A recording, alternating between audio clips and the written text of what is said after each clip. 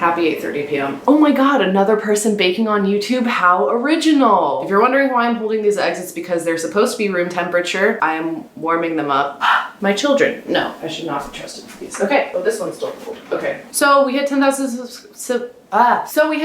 subscribers, so I bake for you. But let me tell you, this is not gonna be another one of those videos where I'm like, oopsies, I dropped it all on the floor. Oh no, it tastes so bad. No, I am nothing if not a baker. This is my domain. I strive for excellence and tastiness and classiness, which is why I'm making an emo cake. I know what you're thinking. Where am I? Does my life have any direction? Why do rats have such little hands? But you know what I thought? All these aesthetic-based videos are what brought most of you to me, and so I think I should peel back all the layers, reel it back in, go back to the blueprint. What started it all? Emo.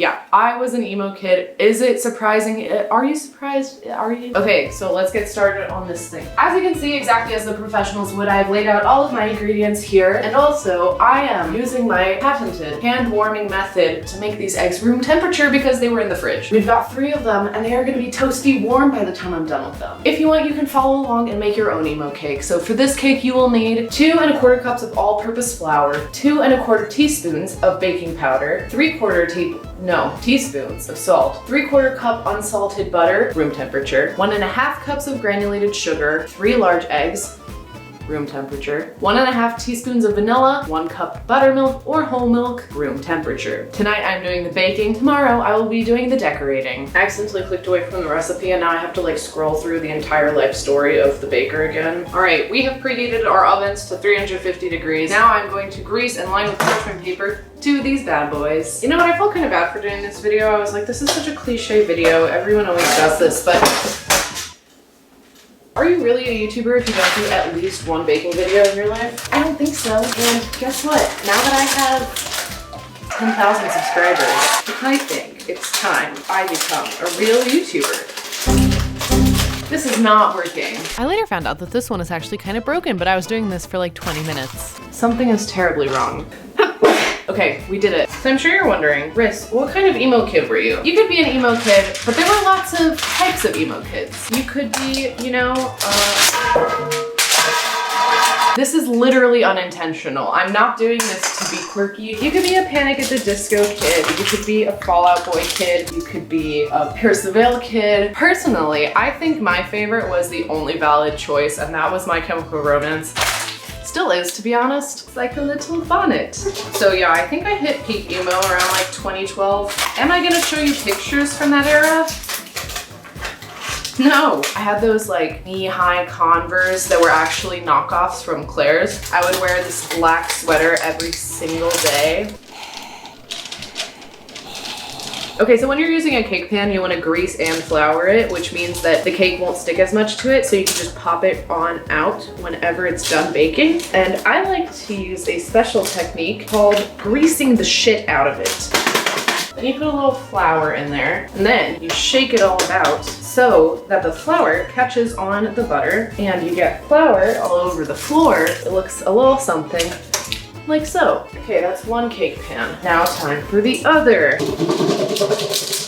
So I will be serious for literally half a second, and then I will go back to doing just whatever. If you've been around for a long time, you'll know I've been making videos since 2012, when I was 12. I basically grew up on YouTube. My cousins introduced it to me around like 2007, and I just thought it was the coolest thing. So I have been watching since the days of like Charlie is So Cool, like since the days of Lonely Girl 15, stuff like that. Ryan Higa's really, really early videos. I remember when Jenna Marbles was still new, when she would say goodbye Spider-Man at the end of every video, and I always wanted to be one of those people. So yeah, 10,000 means a lot to me. I'm actually very glad on some level that it didn't happen earlier, because if I had been a little more successful when I was 15,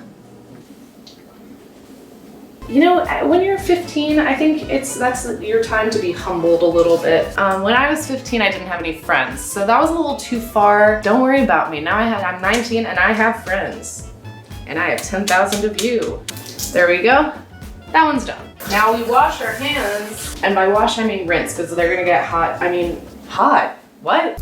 they're gonna get dirty in like half a second. You can use the dry them on your pants method. Okay, so now that you've taken 100 years to do the first step, you can get a bowl for your dry ingredients. You wanna do dry ingredients and wet ingredients separately, and then you combine them, it's magic.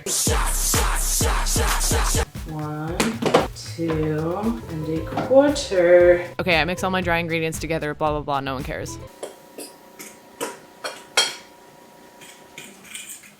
Is this sugar? Yeah, sugar, okay. Now you're gonna wanna cream the butter and sugar until they're all like, never mind. You know what I mean. Oh, Jesus. Okay, that was too intense. I don't know how to convince you that I'm not bad at baking. I've never been this bad at baking in my whole life, as I have been in this one instance. Now because we're smart, we're going to multitask and crack the eggs into this bowl. I'd like to take a moment to pause and talk about how absolutely criminal it is that Eurovision was canceled this year. I mean, obviously they had no other choice, but I was so excited for some of the songs, and Eurovision is so stupid, but at the same time brings me so much joy, and I'm very, very sad. Okay, moving on. By golly, it's done. Now you want to add, on low speed, your eggs, one at a time. No, I put in 2. It's fine if you put in 2 at a time. Once it's like all together, you're gonna put in your vanilla extract. Vanilla extract is really expensive, and it tells you in the recipe how much you should put, which is exactly why I like to use a technique called putting in as much vanilla extract as I think I can handle before my taste buds will burn off, because it makes things just good. Oh, it smells so good. You wanna smell? Oh, you can't. 2 shots of vodka. Perfect. Then I added milk and flour and mixed it all together. When it is done, it'll look a little something like this. I'm going to divide it into 2 different pans, pop it in the oven. They're gonna bake. I'm gonna take them out, stick a toothpick in them. If it comes out clean, they're done. That part is super boring, and I'll see you tomorrow. And we're back. Okay, so today I'm gonna make buttercream. So what you need for buttercream is butter, a ton of confectioner's sugar. And honestly, I don't follow a recipe for this. I just like soften the butter, beat it, put the sugar in, and then put a little milk to like make things actually come together. The cakes are done. I almost burned them yesterday, but I got them out just in time. They turned out super thin because I asked my mom if she had 2 8-inch round cake pans. And she said, yes, here you go. And I said, thank you very much. And then I realized today that they were actually 10-inch, not 8-inch, but that's okay. I'll forgive her one day. Why am I allergic to my kitchen? I'm putting the butter in here for a second, but fun fact that many people I've found don't know. Butter explodes in the microwave. It explodes. So make sure you only do like 10 seconds at a time. I speak from experience. Powdered sugar is literally the glitter of the baking world. I'm sure that has been already said 100 times by people that are not me, but it doesn't make it any less true. You already know how I feel about vanilla extract.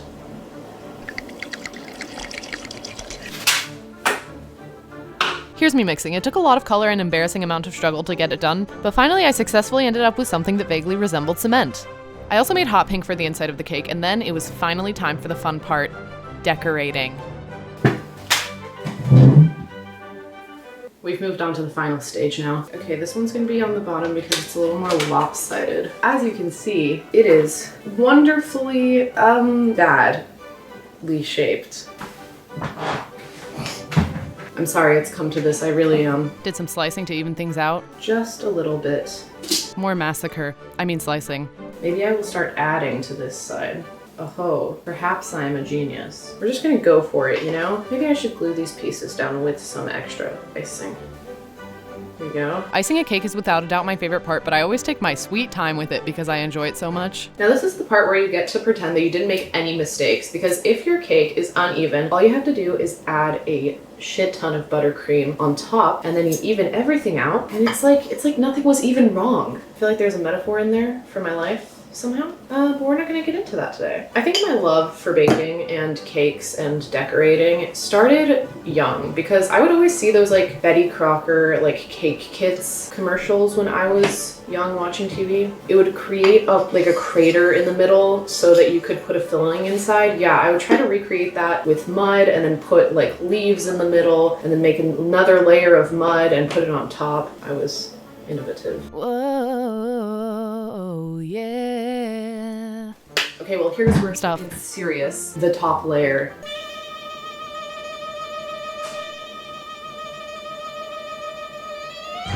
You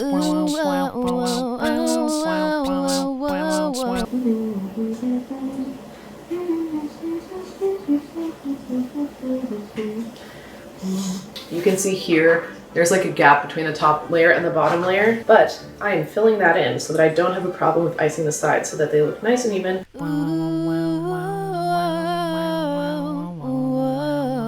Okay, now it looks kind of trash. We're getting there, don't you worry. Aha.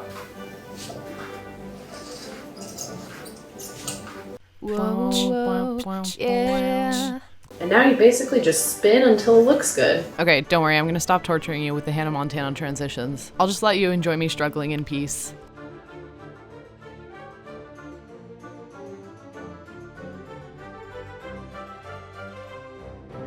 Okay, I think this is the best that it's gonna get. I've been doing my thing for far too long now.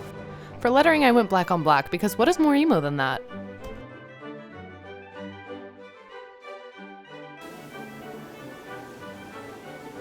And then I had a lot of black left over, so I created this ruffle edge. And then I went back in with red to create like a accent effect. I don't know. I'm just now realizing that I didn't cross the T in red.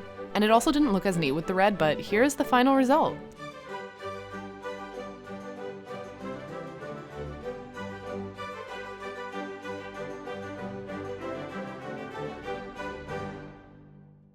As you can see, my teeth are already black from this icing. Seriously, thank you for subscribing. No matter how long you've been here, it means a lot to me. I've been watching YouTube for so long, and I love YouTube so much, and I want to keep doing it, so expect more videos, and thank you. And I'll see you around. Goodbye.